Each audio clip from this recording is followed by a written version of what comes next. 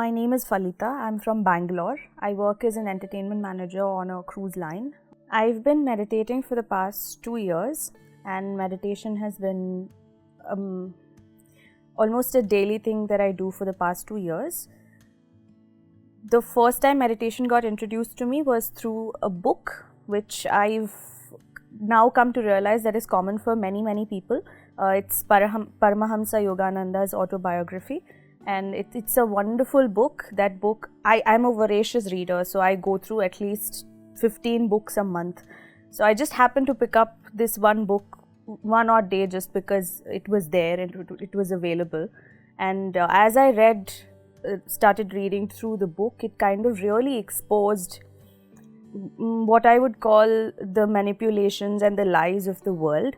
And I was flabbergasted. I was like, there's a lot that I still don't know. So I started practicing whatever the book itself mentioned for me to practice. So I never went to any spiritual place or went to any guru. I don't have any such things in my life. I just practiced whatever was plainly written in the book, which is make yourself sit down and try not to engage with your thoughts too much, which is all I did, and it's worked perfectly for me so far. So initially when I would meditate, I didn't even understand what concentration was, what focus, what meditators call dhyan. I never understood what it was. I would just make myself sit in a place very still, because that's all I understood from Paramahansa Yogananda's book. It was the stiller you can be, the better it is, because when you achieve a certain level of physical stillness, then you can observe whatever is happening in your internal world better. So I started doing that, and initially, so the first month of my practice was extremely difficult, because when you sit down to meditate, suddenly you become aware of a lot of things. You become aware of some pain or ache in your legs or your body or your head or somewhere that in your daily life you don't even pay attention to. But when you're sitting down calmly, suddenly that becomes magnified. So if your knee is aching, then it'll start to feel like it's aching much more and that you can't sit. But you have to fight all of these tiny battles in order to achieve a certain level of quiet and stillness, so that you can get into the state of observing what is happening inside of you. And then when I started, after a month, when it became a little bit easier to sit down for a stretch of 15-20 minutes, then it became so much more easier to understand the dialogue that was going on in my own head. And this is what psychologists call your self-talk, which is how you talk to yourself on a daily basis. And I realized that I was talking trash to myself.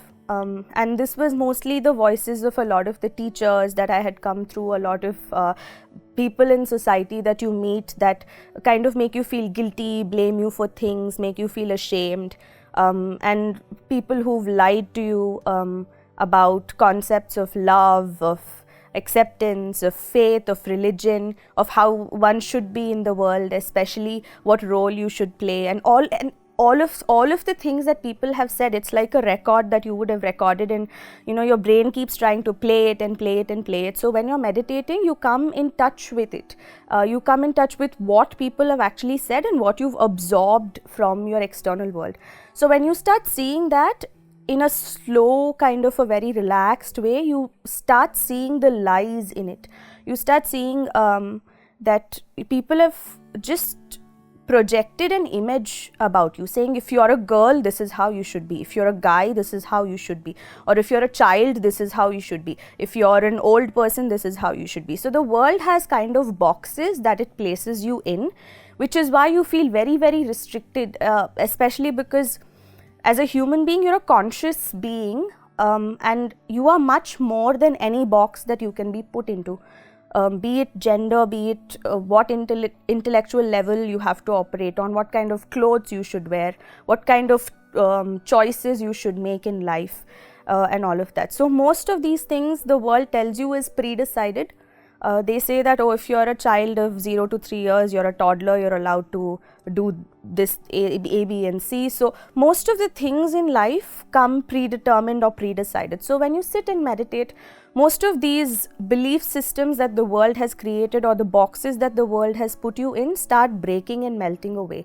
And it gives you a sense of a complete and utter freedom, saying I do not have to be what people expect me to be just because they expect me to make this choice at this phase in my life. Just because I'm a girl, I do not have to like pink even if I don't like it, and I don't have to show the world that I like pink to appease those people that want me to like pink.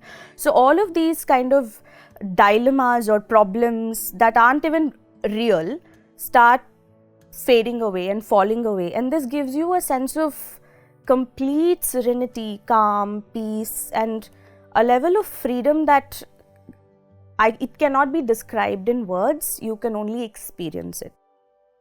I have been the biggest advocate of meditation forever.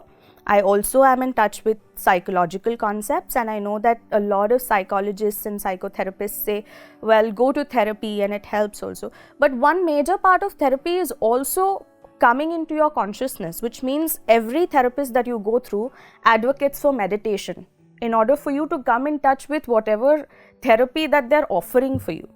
So in meditation, I would say, yeah, so this is one thing that definitely has happened to me, that a lot of the belief systems have fallen away and I kind of experience a lot more freedom than I used to prior my meditative experiences.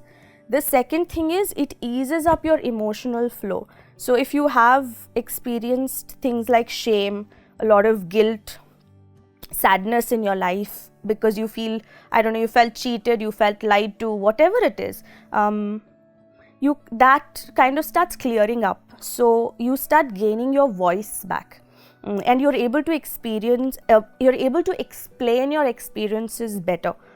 Which is, so in your childhood, if you've been lied to and you weren't able to stand up to that lie, because of it you would have faced so many different problems in your life, saying you would have been so sad because of a situation, it makes you angry, it makes you feel guilty because you are not able to talk about it, it makes you feel blamed because you can't be yourself in front of people. So all of that emotional blockages that you have definitely do clear up when you're practicing meditation, and you're able to feel easier. And because all of the what I call garbage and rubbish is cleared up, you're definitely able to feel a lot more relaxed, a lot more happier, a lot more stress-free, anxiousness-free. So that's one thing that meditation does for you. And thirdly, it definitely sharpens your intelligence a lot more, because you're not carrying the weight of expectations of the world, neither are you carrying the weight of shame, blame, guilt, fear, whatever it is. Because of this, your energy gets expended into what is good for you. So and you start attracting a lot better, because you start performing better at work, you start performing better in your interpersonal relationships, you start being connected to a lot more things in and around you. So your intelligence gets a lot more sharpened. So you're able to function in the world a lot more smoothly if you do meditate than if you don't. Be in touch with your authentic self. Whatever you're feeling, if it's anger, sit down with it. If it's peace, sit down with that as well. So you need to taste everything in order to know what it is. And knowing is very different from reading about it or talking about it. And that can only come from quietly, like being disciplined, having a disciplined practice towards that thing. So unless you sit down and meditate, you are not qualified enough to know what it is. And knowing is much, much better than reading about it and gossiping about it. So my only thing that I would have to say to any one of you is cultivate some discipline. In fact, it's the biggest gift that you can give to yourself. Cultivate a discipline of just being quiet and kind of getting some stillness and quiet in your life for about 10 to 15 minutes a day, and your life will improve dramatically. By all means, if you're enjoying your life, then well and good. If you think that everything is going your way and if you think everything is great and everything's better, like perfect, you're already like living it up. But also, like, even if you're living it up and you want to know how is that working for you, how am I able to live so well, like what is the bottom line that is helping me live well, it still helps you to know the behind the scenes aspect of what is happening in your life, right? So your experience of something comes from within, it's not external. Suppose if you're able to enjoy beauty, it's not because there is beauty outside, it's because you're projecting beauty onto something. To go back and kind of be in touch with your own thoughts, be in touch with your own internal world, and getting to know what is going on inside of you is any day beneficial, even if you're living it up, which is great for you. But it would kind of amplify that experience to a great degree if you're able to be in touch with your inside. For people who don't know about meditation, simply start meditating, even if it is for 1 minute a day. And stop listening to gossip around spirituality and meditation. Stop trying so hard to find out what it is before experiencing it yourself. There's no need to ask people what meditation is, what it does to you. Experience it yourself. Like, be a first-hand experiencer. Be brave enough to taste what it is for yourself than living off of somebody else's experiences, because that's not going to help you.